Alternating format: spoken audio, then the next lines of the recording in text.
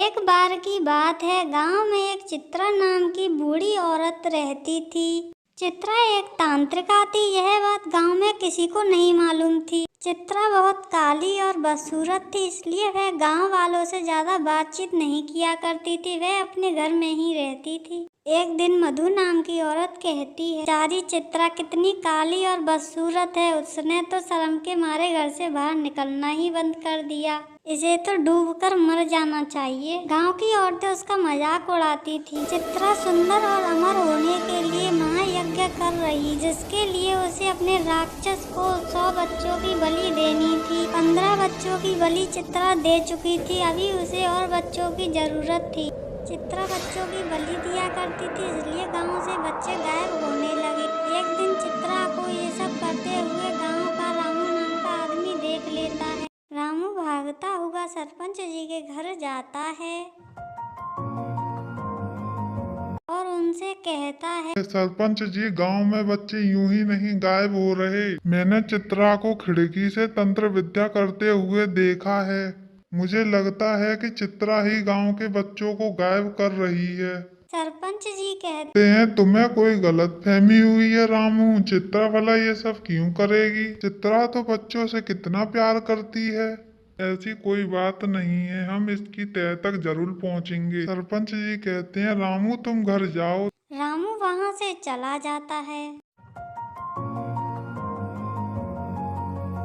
अगले दिन चित्रा जब काम करने के लिए जा रही थी, उसे एक बच्चा दिखाई देता है। वह उस बच्चे को खिलाने लग जाती है और उससे कहती है, तुम चॉकलेट लोगे क्या? इतना कह करके चित्रा बच्चे को चॉकलेट दे रही होती है। तभी पीछे से एक रमन नाम का आदमी आता है और उसे चॉकलेट देते देख लेता है और चित्रा चॉकलेट दे करके वहां से चली जाती है।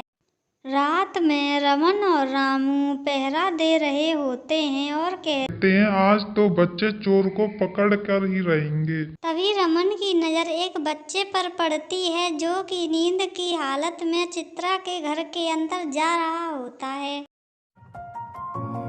तभी रमन रामू से कहता है रामू भाई देखो ये बच्चा कैसे नींद की हालत में चित्रा के घर के अंदर जा रहा है। मैंने चित्रा को सुबह इस बच्चे को चॉकलेट देते हुए देखा था।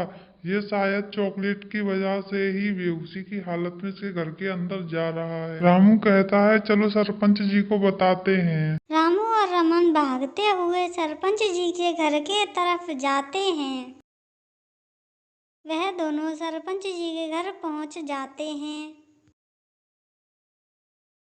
रमन कहता है, सरपंच जी हमने पहरा देते समय चित्रा के घर में बच्चे को जाते हुए देखा है।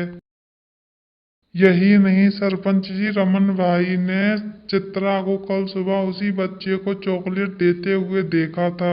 इतना सुनकर सरपंच और गांव के लोग चित्रा के घर पहुंच जाते हैं। चित्रा के घर अंदर जाकर देखते हैं तो एक बच्चे पर चित्रा तंत्र विद्या कर रही होती है। यह सब देखकर गांव वाले हैरान रह जाते हैं। उस बच्चे को गांव वाले घर के बाहर ले आते हैं और चित्रा के घर में आग लगा देते हैं। चित्रा मरते मरते अपने मंत्रों से अपनी आत्मा को एक गुड़िया के अंदर डाल देती है। कुछ समय बीतने के बाद गांव में शहर से एक छोटा सा परिवार रहने के लिए आता है। उनकी एक 8 साल की बच्ची होती है। वह बच्ची अपनी माँ से कहती है, माँ मैं बाहर खेलने के लिए जा रही हूँ, मैं थोड़ी देर में घर आ जाऊंगी। इतना कहकर वह बच्ची बाहर खेलने के लिए चली जाती है। तभी अचानक से उस बच्ची की नजर उस गुड़िया पर पड़ जाती है। अरे इतनी सुंदर गुड़िया। तभी थोड़ी देर बाद वह बच्ची उस गुड़िया को लेकर घर आ जाती है। उसकी माँ कहती, अरे ये गुड़िया तुम्हें कहाँ से मिली? इसे कहाँ से लेकर आ रही हो बेटा तुम? माँ मैं बाहर खेलने के लिए गई थी, तभी बाहर मुझे ये गुड़िया जमीन पर पड़ी हुई थी और मैं इसे उठा करके घर ले आई। वह बच्ची उस गुड़िया से बातें किया करती थी, लेकिन उस गुड़िया की आवाज सिर्फ वह बच्ची ही सुन सकती थी। उसकी आवाज और किसी को नहीं सुनाई देती थी। वह बच्ची रात में सो जाती थी तो गुड़िया खिड़की से बाहर निकलकर चित्रा के घर पहुंच जाती थी और उसने चुड़ैल बनकर फिर से अपने राक्षस को खुश करने के लिए बच्चों की बलि देना शुरू कर दिया। चुड़ैल कहती है, चाहे कुछ भी हो जाए, मैं अपने राक्षस को 100 बच्चों की बलि जरूर दूंगी और हमेशा के लिए अमर और सुंदर हो जाऊंगी। मुझ जैसा सुंदर कोई नहीं होगा। गांव के लोगों ने फिर से रात में पहरा देना शुरू कर दिया। तभी अचानक से रमन की नजर नए आए हुए लोगों के घर पर पड़ती है। वह देखता है कि उनके घर की खिड़की से निकलकर एक गुड़िया चित्रा के घर पर गई है।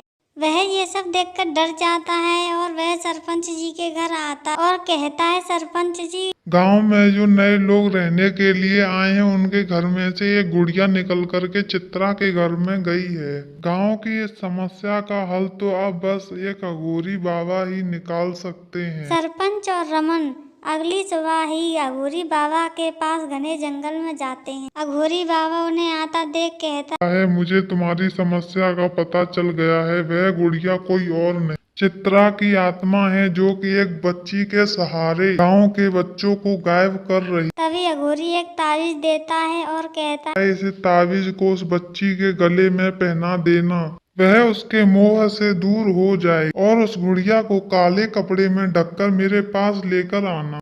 रमन उस बच्ची के घर जाता है और उसकी माँ को ये सारी बात बताता है। पहले तो वो यकीन नहीं करती, रमन की बातें सुनकर वो यकीन कर लेती है। रमन और रामू कमरे में पहुंचते हैं तो देखते हैं कि बच्ची गुड़िया को साथ लेकर सो रही है। भी गुड़िया अचानक से उन्हें देख करके खड़ी हो जाती है। रामू के सर को दीवार में पटक पटक कर मार देती है। रमन की भी हालत बहुत खराब कर हो चुकी थी, लेकिन फिर भी रमन ने हिम्मत करके उस बच्ची को वह लॉकेट पहना दिया। चित्रा की आत्मा उस गुड़िया से निकल करके बाहर आ जाती है और चुड़ैल बन जाती है और कहती है, इस गांव के एक एक आदमी से मैं अपना बदला लूंगी। इतने में अघोरी अपने मंत्र पढ़ना शुरू कर देता है और चित्रा की आत्मा को हमेशा के लिए गायब कर देता है।